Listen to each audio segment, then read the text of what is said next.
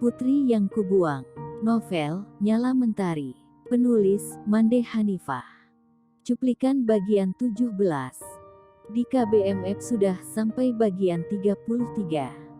Kakak, aku telah berkenalan dengan banyak luka. Juga sudah akrab dengan berbagai ngilunya. Namun yang paling pedih adalah luka kehilanganmu. Sampai kini, aku belum mampu menambal lubang menganga di hatiku. Ini hari ketiga aku kehilangan selera makan. Rasa laparku seringkali menguap begitu saja. Padahal biasanya, aku adalah calon model satu-satunya yang tidak terlalu peduli pada kenaikan berat badan. Meski setelahnya mentor akan mengomel dan hariku akan berakhir di ruang gym sampai berjam-jam lamanya. Kalori yang berasal dari makanan yang kulahap harus dibakar agar tidak menumpuk menjadi lemak. Aku sering mendengar cerita bahwa kebanyakan model akan menekan rasa lapar karena takut kehilangan kontrak. Bahkan beberapa di antaranya menderita bulimia. Memakan banyak makanan sampai kenyang lalu memuntahkannya kembali. Kemudian ketika rasa lapar mendera, selembar tisu bisa dijadikan penawarnya. Begitulah sisi kelam dunia permodelan yang sering berdengung di telinga. Aku sering bergidik membayangkan lembaran tisu yang sengaja ditelan itu mengapung-apung dalam cairan lambung. Kamu harus makan, Nala, kita memang harus tetap kurus tapi tidak boleh kelaparan. Katrin meletakkan segelas susu rendah lemak, sepiring salad dan sepotong pancake bertoping madu di atas meja makan. Aku bergeming, masih sibuk mengganti-ganti channel televisi. Baru saja aku berkeinginan untuk menjawab kalimat Katrin ketika bel berbunyi. Kami kedatangan tamu. Katrin lekas menuju pintu depan lalu secepatnya kembali ke ruang makan.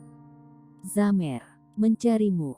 Katrin kembali duduk lalu menekuri salad yang sudah tandas separuh di piringnya. Aku beranjak dari ruang makan dengan malas. Zamer sudah masuk dan duduk santai di sofa ruang tamu.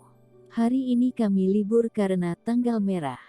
Rumah ini sepi karena dua calon model lain sedang ke Indonesia untuk keperluan pemotretan, sedang aku dan Katrin belum mendapat tugas serupa. Kamu sudah makan? Zamer mengangsurkan sebuah kotak lebih dekat padaku. Aku segera tahu bahwa itu makanan. Aku bisa mencium baunya yang gurih dan menyegarkan. Aku hanya membuka sedikit penutupnya lalu membiarkan kotak itu berada di posisi semula. Kenapa kamu jadi sekacau ini, Nyala Mentari? Aku seperti tidak mengenalmu. Zamer berkata lagi, ia tidak menungguku menjawab pertanyaannya yang pertama. Aku bergeming, lalu sibuk memilin-milin rambut dengan jemari.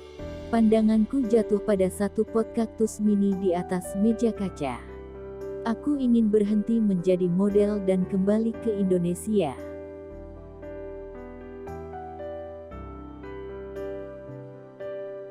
Tiba-tiba kalimat itu meluncur begitu saja dari mulutku. Zamer ternganga, matanya membulat. Apa maksudmu? Aku kehilangan harapan. Kakek melupakanku sementara ibuku hidup sangat baik tanpa sedikit pun menampakkan kesedihan.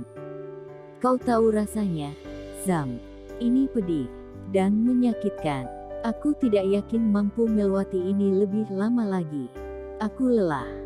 Aku memainkan jemari pada sisi pot kaktus mini. Pikiranku menerawang pada kejadian beberapa hari yang lalu. Wajah kakek kemudian berloncatan dalam ceruk memoriku. Bagaimana bisa ia tidak rindu? Sementara aku mati-matian membujuk hati agar bersabar menunggunya. Ternyata kamu selemah ini, Nyala Mentari. Suara Zamer sedikit meninggi. Aku lemah.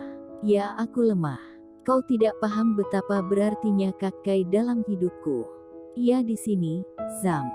Dadaku masih penuh olehnya. Kami tumbuh besar bersama dalam ikatan saudara.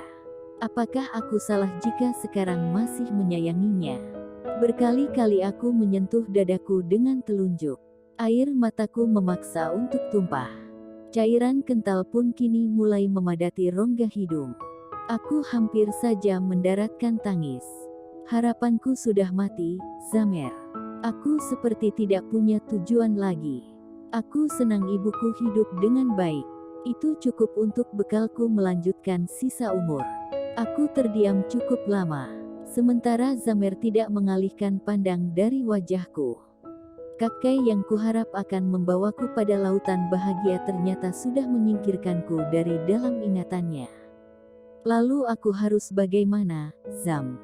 Semua hal penting dalam hidupku pergi satu persatu. Apa aku tidak cukup penting untuk kau perjuangkan?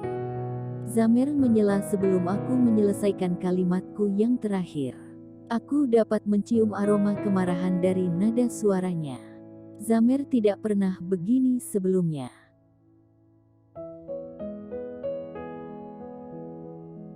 Setelah sejauh ini, Nala, apa aku tidak punya nilai apa-apa di matamu?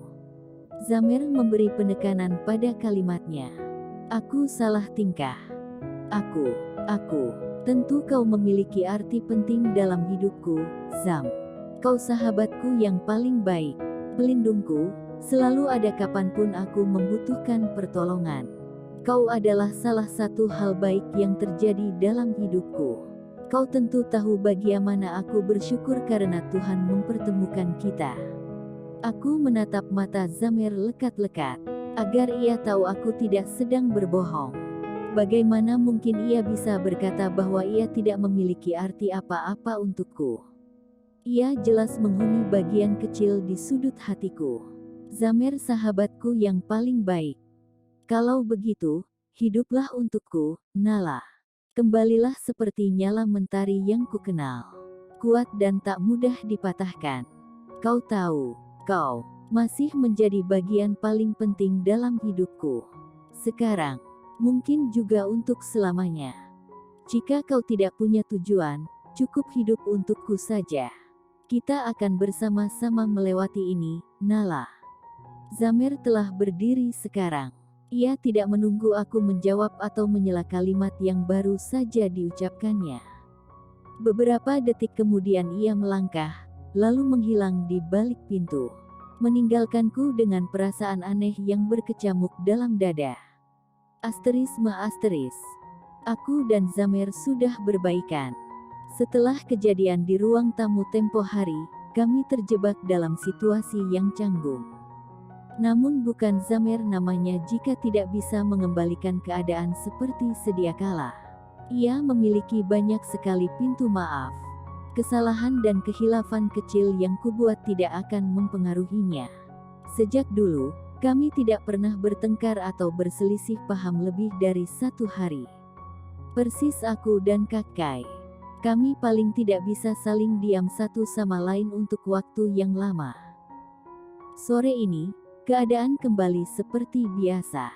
Zamer mengantarku pulang setelah sesi pemotretan berakhir. Rumah dalam keadaan berantakan ketika aku membuka pintu yang tidak terkunci.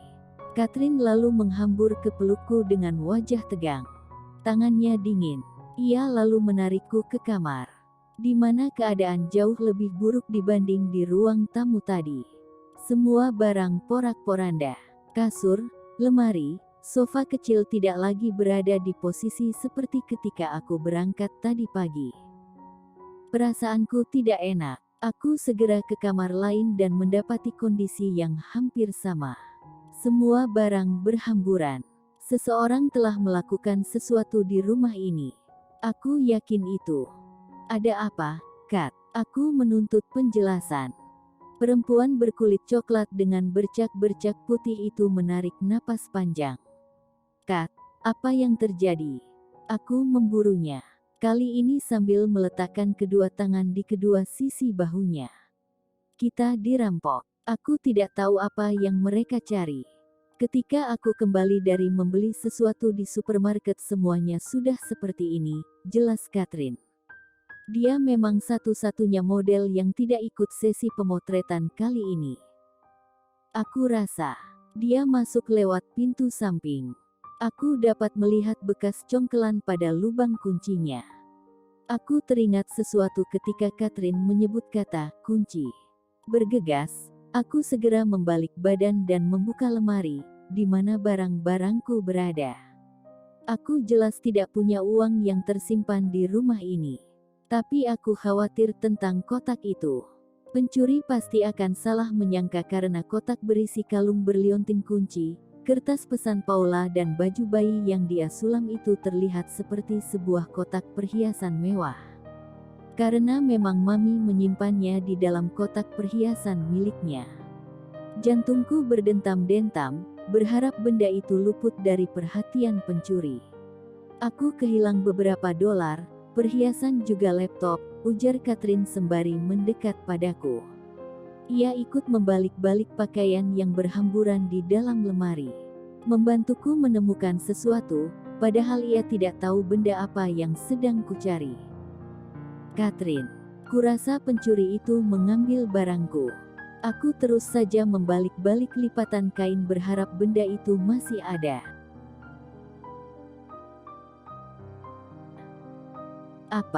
Apakah dia juga mengambil perhiasanmu? Juga uang? Oh sialan, berarti dia telah membawa semuanya. Bukan uang, dia membawa lebih dari itu. Aku bahkan tidak bisa menakar nilainya. Ya Tuhan, bagaimana ini? Aku menggigit bibir. Kecemasan kini menari-nari dalam dadaku. Bagaimana caranya nanti aku membuktikan pada Paula bahwa aku adalah putrinya, jika barang-barang yang ditinggalkannya bersama tubuhku malam itu tidak lagi ada padaku. Astaga, Catherine, dia benar-benar membawanya. Aku mulai panik, Catherine pun demikian. Kami lalu mengurai baju-baju itu satu persatu. Berharap aku kemarin salah meletakkannya.